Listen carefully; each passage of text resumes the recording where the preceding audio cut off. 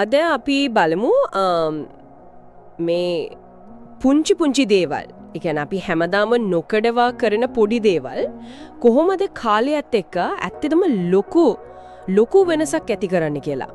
මේකට අපි පදනම් කරගන්නේ ජේම්ස් ක්ලියර්ගේ Atomic Habits පොතේ මුල් පරිච්ඡේදයේ අදහස් ටිකක්. ඔව් හරියට. මේ කියන්නේ අර 1% ක දියුණුව නේද? ඒක තමයි කතාව. ඔව් ඒක තමයි. කොහොමද මේ 1% ක පොඩි දියුණුවක් ඇත්තටම ලොකු බලපෑමක් කරන්න කියලා. මේකට හොඳම උදාහරණයක් තමයි අර බ්‍රිතාන්‍ය පාපදි කණ්ඩායමේ කතාව. ඔව් මටත් මතකයි ඒක.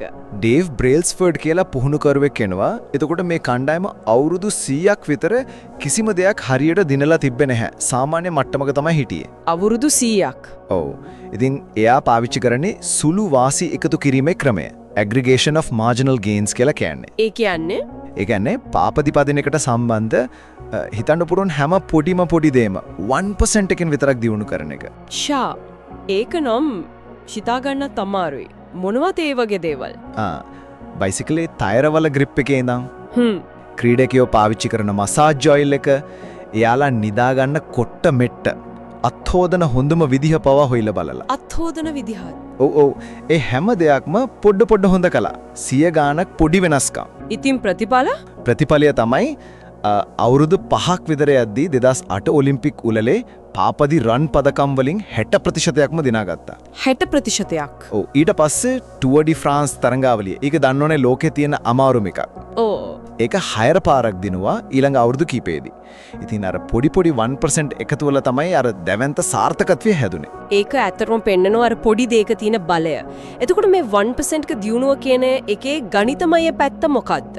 ඒක කොච්චර බලවත්ද? හිතනවට වඩා බලවත්. හිතන්නකෝ කවුරු හරි දවසකට 1% එකකින් Tamanව දියුණු කරගන්නවා කියලා. ඒක ඒ දවසට ලොකු දෙයක් වගේ පේන්නේ නැහැනේ, පොඩි වෙනසක්. ඔව්. ඒත් අවුරුද්දක් දිගට මෙහෙම කළොත් අවුරුද්ද අග වෙනකොට එයා පටන් ගත්ත තැනට වඩා 37 ගුණයකින් විතර හොඳ තත්වයක ඉන්නවා. 37 ගුණයකින්. ඔව්. ඒ වගේම අනිත් පැත්තත් ඇත්ත. දවසට 1%කින් පිරිහුණොත් පොඩි නරක පුරුද්දක් දිගටම කළොත් අවුරුද්ද අගදී යා මුලින් හිටපු තැනට වඩා ගොඩක් පහලට බිඳුවටම කිට්ටු වෙන්න පුරුවා.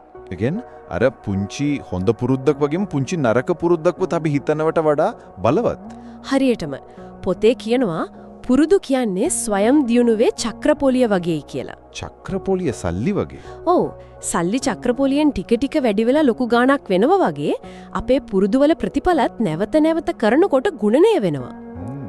ඉතින් කාලය කියන එක හොඳ පුරුදු වලට මිත්‍රයෙක් වෙනවා, හැබැයි නරක පුරුදු වලට හතුරෙක් වෙනවා. හැබැයි ඉතින් ප්‍රශ්න තියෙන්නේ අර එදිනෙදා ඒක තේරෙන්නේ නැහනේ. අපි ජිම් යන පටන් ගත්තාම දවස් 3-4කින් හැඩ වෙන්නේ නැහනේ. ඒක ඇත්ත. අලුත් භාෂාවක් ඉගෙන ගන්න පටන් ගත්තත් පැයක් ඉගෙන ගත්තට මුකුත් ලොකුට තේරෙන්නේ නැහැ. එතකොට තමයි ගොඩක් වෙලාවට අතාරිනවා. ඔව් අතෑරලා දානවා. ඒකට තමයි පොතේ කියන්නේ ප්‍රමාද වූ ප්‍රතිඵල අවදිය කියලා. Plateau of latent potential. ප්‍රමාද වූ ප්‍රතිඵල අවදිය. හිතන අයිස් කැටයක් ගැන. ඍණාංශක 5 තියෙන අයිස් කැටයක් තියෙනවා. අපි ඒක රත් කරනවා. ඔව්. ඍණ 4, ඍණ 3, ඍණ 2, ඍණ 1. එතකම් මුකුත් වෙන්නේ නැහැ වගේනේ පේන්නේ. නෑ නේද? ඒත් අංශක බිඳුව පහු කරපු ගමන් තව එක අංශකයකින් රත් කරපු ගමන් දිය වෙනවා. ඔව්. ලොකු වෙනසක්, ලොකු පරිවර්තනයක් වෙනවා. ඒ වගේ තමයි පුරුදුත්. අපි දකින ලොකු ප්‍රතිඵල එන්න කලින් ඇතුලෙන් ලොකු වැඩක් වෙලා තියෙන්න ඕනේ. ඒ කියන්නේ අපි දාන මහන්සිය අපතේ යන්නේ නෑ. නෑ. ඒක එකතු වෙනවා. ගබඩා වෙනවා. අර බින්දීමේ ලක්ෂය එනකන්, ඒ බ්‍රේක් ත්‍රූ පොයින්ට් එක එනකන් ඉවසීමෙන් කලගෙන යන එක තමයි වැදගත්. ගොඩක් අය නවතින්නේ එතනට එන්න කලින්.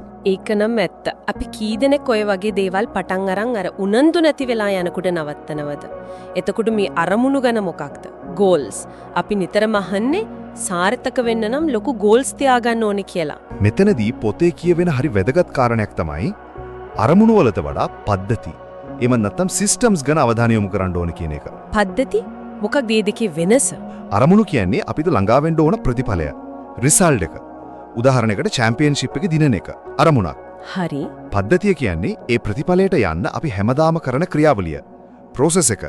ඒ කියන්නේ පුහුණු වීම කරන විදිහ, කන බොන දේවල්, නිදා ගන්න විදිහ, ඒ ඔක්කොම. අයි පද්ධති වලට එච්චර අවධානයක් දෙන්න ඕනේ. අරමුණ තමයි වැදගත් කියලා නේද අපි හිතන් හිටියේ. හේතු කීපයක් තියෙනවා. එකක් තමයි දින අයයි පරදින අයයි දෙගොල්ලන්ටම එකම අරමුණු තියෙන්න පුළුවන්. ඒක ඇත්ත. ඔලිම්පික් යන හැමෝටම ඕනේ රත්තරන් පදක්කම දිනන්නනේ.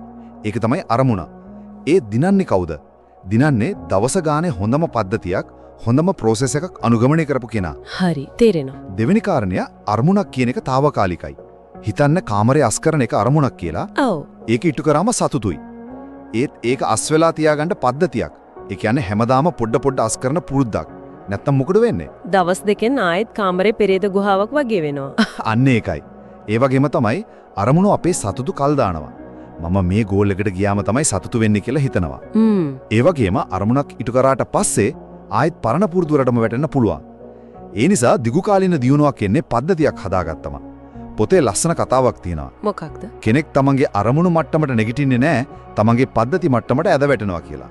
You do not rise to the level of your goals, you fall to the level of your systems. ඒක ගැඹුරු කතාවක්. ඒ කියන්නේ අපි ફોકસ කරන්න ඕන දවස ගායනය කරන අර පොඩි ක්‍රියාවලියට අර සිස්ටම් එක හදාගන්න එකට. හරියටම. අර ඇටොමික් හැබිට්ස් එහෙම නැත්නම් පරමාණුක පුරුදු කියන්නේ අන්න ඒ පද්ධතියේ මූලික ගඩොල් වලටද? අන්නරදි ඒක තමයි. ඒ පොඩි හැබිට්ස් තමයි අපේ සම්පූර්ණ සිස්ටම් එකේ බිල්ඩිං බ්ලොක්ස්. ඒව තනියම ගත්තම පොඩි වුණාට එකතු වුණාම අර බ්‍රිතාන්‍ය කණ්ඩායමට වුණා වගේ ලොකු බලයක් තියෙනවා. එරෙනම් අද කතා කරපු දේවල් සාරාංශයක් විදිහට ගත්තොත් දවස ගානේ කරන 1% එක පොඩි දියුණුවක් හරි දිගුකාලීනව බැලුවම ලොකු වෙනසක් කරනවා. ඔව් ඒ වගේම පුරුදු කියන්නේ චක්‍රපොලිය වගේ. හොඳ පැත්තට වගේම නරක පැත්තටත් ඒක වැඩ කරනවා.